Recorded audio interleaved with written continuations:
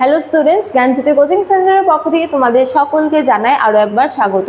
তো স্টুডেন্টস, আজকের ক্লাসে আমরা যে বিষয় নিয়ে আলোচনা করব তা হলো ইবন বতুতা সম্পর্কে। ঠিক আছে, তো ইবন বতুতা কে ছিলেন এবং ভারত ইতিহাসে তার গুরুত্ব সম্পর্কে আজকের ক্লাসে আমরা আলোচনা করব।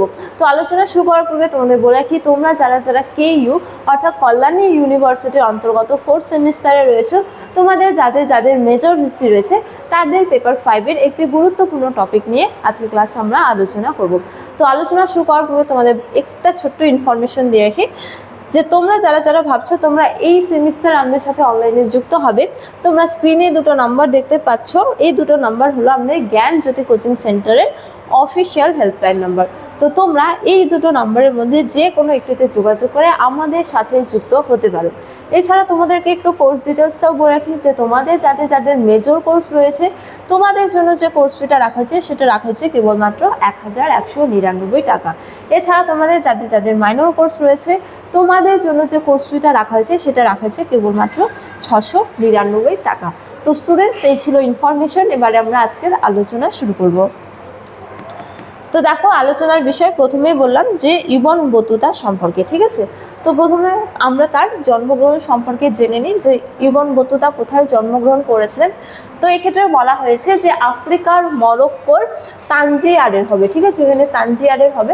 তানজিয়ারের বাসিন্দা ছিলেন কে? ইবন বতুতা, এবং তিনি 1304 খ্রিস্টাব্দে কী করেছিলেন? জন্মগ্রহণ করেছিলেন। ঠিক আছে, তো ইবন বতুতা 1304 খ্রিস্টাব্দে কোথায় জন্মগ্রহণ করেছিলেন? আফ্রিকার মরক্কোয় ক্ষুদ্র একটি অঞ্চল, সেটির নাম হলো কি? তানজিয়ার। সেখানে তিনি কি করেছিলেন? জন্মগ্রহণ করেছিলেন। ঠিক আছে, তারপরে দেখো বলা হয়েছে যে মধ্যযুগের একজন অসামান্য পণ্ডিত ছিলেন তিনি। ঠিক আছে, মধ্যযুগ বলতে কি সুলতানি যুগ বলা হয়। ঠিক আছে, সুলতানি যুগ থেকে পুরো মুঘল যুগটাকে।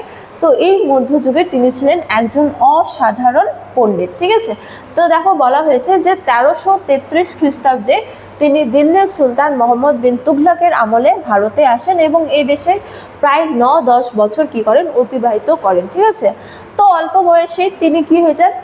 নিজ গৃহ থেকে হজ করার উদ্দেশ্যে বেরিয়ে পড়েন। ঠিক আছে, এবং পরবর্তীকালে তিনি হজ করে বিভিন্ন দেশ পরিভ্রমণ করে তিনি 1333 খ্রিস্টাব্দে ভারতবর্ষে আসেন। তৎকালীন সময়ে ভারতবর্ষের সুলতান কে ছিলেন? তুগলক বংশীয় সুলতান মোহাম্মদ বিন তুগলক। ঠিক আছে, তো তোমাদেরকে এটাও একটু মনে রাখতে হবে যে মোহাম্মদ বিন তুগলকের সময়কালে ইবন বতুতা ভারতবর্ষে এসেছিলেন। ঠিক আছে, তারপরে দেখো বলা হয়েছে যে এদেশে আসার পর তিনি প্রায় 9-10 বছর এদেশে অতিবাহিত করেন এবং এদেশের বিভিন্ন স্থান পরিভ্রমণও করেন। ঠিক আছে, তো দেখো বলা হয়েছে যে তিনি প্রথম 5 বছর মোহাম্মদ বিন তুগলকের দরবারে কাজীর দায়িত্ব পালন করেন। তো এই যে তিনি ভারতবর্ষে হচ্ছে যে 9-10 বছর অতিবাহিত করেছিলেন, এই সময়কালে তিনি কিন্তু মোহাম্মদ বিন তুগলকের রাজ দরবারের একজন প্রধান কাজী হিসেবেও নিযুক্ত হয়েছিলেন। ঠিক আছে, তো তিনি কাজীর দায়িত্ব কি করেছিলেন? পালন করেছিলেন প্রথম 5 বছর। ঠিক আছে, তারপরে দেখো বলা হয়েছে যে ভারতে থাকার সময় তিনি এদেশে বিভিন্ন স্থানে কি করেন? পরিভ্রমণ করেন। তো এটা হলো তার যে পরিচয়, সেই পরিচয় সম্পর্কে যে তিনি আফ্রিকার মরক্কোর তানজিয়ায় জন্মগ্রহণ করেছিলেন। কবে? 1304 খ্রিস্টাব্দে। ঠিক আছে, তো এরপর তিনি হজ করতে বাড়ি থেকে বেরিয়ে যান এবং পরবর্তীকালে 1333 খ্রিস্টাব্দে তিনি ভারতবর্ষে আসেন এবং তৎকালীন সময়ে ভারতবর্ষের সুলতান কে ছিলেন? মোহাম্মদ বিন তুগলক। ঠিক আছে, তো তিনি ভারতবর্ষে প্রায় 9-10 বছর থাকার বা অতিবাহিত করেছিলেন। ঠিক আছে, তো এই সময়কালে তিনি কিন্তু মোহাম্মদ বিন তুগলকের একজন প্রধান কাজী হিসেবেও নিযুক্ত হয়েছিলেন। ঠিক আছে, এবারে আমরা আলোচনা করব ভারত সম্পর্কিত বিবরণ, অর্থাৎ তার ঐতিহাসিক গুরুত্ব সম্পর্কে। ঠিক আছে, তো ভারতবর্ষে দীর্ঘকাল অতিবাহিত করার পর তিনি তার যে ভ্রমণ বৃত্তান্ত তা কিন্তু লিপিবদ্ধ করেন। ঠিক আছে, তো তার গুরুত্ব সম্পর্কে বলা যায় ভারত ইতিহাসে যে ইবন বতুতা তার ভারত ভ্রমণের অভিজ্ঞতার ভিত্তিতে কিতাব উল রাহিলা নামে একটি গ্রন্থ রচনা করেন। তো এদেশে তিনি যে দীর্ঘ কয়েক বছর অতিবাহিত করেন তার পরবর্তীকালে তিনি তার ভ্রমণ বৃত্তান্ত কি করেন? লিপিবদ্ধ করেন। ঠিক আছে, তো তিনি যে গ্রন্থ রচনা করেন তার নাম কি? কিতাব উল রাহিলা। ঠিক আছে, তো মধ্যযুগীয় ইতিহাস জানার জন্য এই গ্রন্থটির গুরুত্ব কিন্তু অপরিসীম। ঠিক আছে, তো এই গ্রন্থ থেকে আমরা কিন্তু নানা তথ্য জানতে পারি, যার জন্য ইবন বতুতা এবং তার রচিত এই যে গ্রন্থ এই দুই কিন্তু ভারত ইতিহাসে যথেষ্ট গুরুত্বপূর্ণ, ঠিক আছে, বিশেষত মধ্যযুগের ইতিহাসের জন্য। তারপরে দেখো বলা হয়েছে যে ভারতের সুলতানি যুগের বিশেষ করে মোহাম্মদ বিন তুগলকের আমলের ঐতিহাসিক উপাদান হিসেবে এই গ্রন্থের গুরুত্ব কি অপরিসীম, কেননা এই গ্রন্থ থেকে নানা তথ্য জানা যায়, ঠিক আছে। তো দেখো বলা হয়েছে যে এতে চতুর্দশ শতকের ভারতের সামাজিক, অর্থনৈতিক, রাজনৈতিক ইতিহাসের বহু গুরুত্বপূর্ণ তথ্য জানা যায়। তো ইবন বতুতা ভারতবর্ষে এক দীর্ঘ সময়কাল ধরে অবস্থান করার পর তিনি তার ভ্রমণ বৃত্তান্ত লিপিবদ্ধ করেন, অর্থাৎ গ্রন্থ রচনা করেন, তার নাম কি কিতাবুল রাহলা।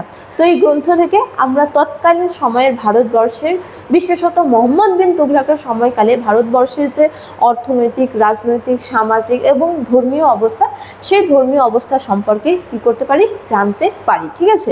বিশেষত এর মধ্যে বিশেষ উল্লেখযোগ্য দুটি তথ্য যে আমরা জানতে পারি তা হলো হিন্দুদের অবস্থা সম্পর্কে এবং দ্বিতীয়তম হলো মোহাম্মদ বিন তুগলকের চরিত্র সম্পর্কে, ঠিক আছে। তো হিন্দুদের অবস্থা সম্পর্কে জানা যায় যে এই সময়কালে হিন্দুদের জোর করে ইসলাম ধর্মে ধর্মান্তরিত করার চেষ্টা করা হতো, ঠিক আছে, এবং তাদেরকে অদ্বিতীয় জনগণ হিসেবে কি করা হতো, বিবেচনা করা হতো বলেও তার এই গ্রন্থ থেকেই জানা যায়। এছাড়া মোহাম্মদ বিন তুগলকের চরিত্র সম্পর্কে জানা যায় যে তিনি ছিলেন অধৈর্যবান, ঠিক আছে। তিনি কোনো বা তার মাথায় কোনো পরিকল্পনা আসলে তিনি হুট করে সে পরিকল্পনা কি করে দিতেন, বাস্তবায়ন করে দিতেন। সুতরাং বলা যায় যে মোহাম্মদ বিন তুগলক এবং তার সময়কালের ভারতের যে রাজনৈতিক, সামাজিক, অর্থনৈতিক ইতিহাস, সেই সম্পর্কে জানতে ইবন বতুতা এবং তার রচিত গ্রন্থ এই যে কিতাবুল রাহিলা রয়েছে তার গুরুত্ব কিন্তু অপরিসীম, ঠিক আছে। তো স্টুডেন্টস, এই ছিল ইবন বতুতা সম্পর্কে আলোচনা এবং তার যে গ্রন্থ বা তার ঐতিহাসিক গুরুত্ব সম্পর্কে আলোচনা, ঠিক আছে। তো স্টুডেন্টস, এই ছিল আজকের আলোচনার বিষয়। আজকের ক্লাস এতটাই। তোমাদের সাথে দেখা হবে পরবর্তী ক্লাসে। তখন তোমরা সকলেই ভালো থাকো, সুস্থ থাকো। Thank you.